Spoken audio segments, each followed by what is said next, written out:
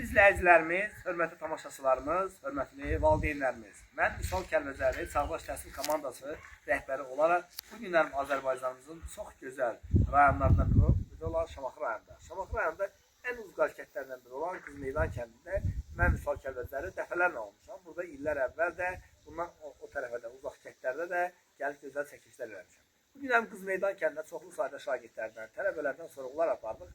Və qabaqçı və nümunəvi şagirdlərdən soruşduq ki, müəllim ailəsi və təqaüddə olan müəllim, qabaqçı müəllim bizə müəllimi nümunə göstərir. İstəyirəm müəllim özü təqdim eləsin. Adınız soyadınız müəllim?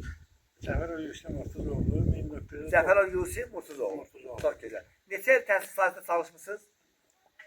Deməli, 1990-cı ildən Bəli.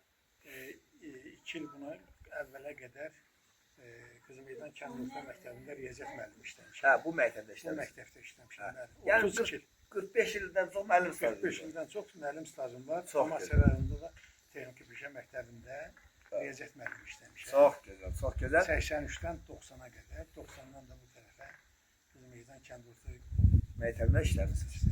Çox gözəl. Bir Çağdaş Təhsil Komandası olaraq bugün Qızmeydan kənd orta məktəbinin qabaqçı şagirdləri və müəllimlər arasında sorğular apardıq. Bəli, bizə Yusuf müəllim və onun da ailəsi, həyat yoldaşınızın adı nədir? Şamilova Firəngiz Firəngiz müəllim də riyaziyyat müəllimidir.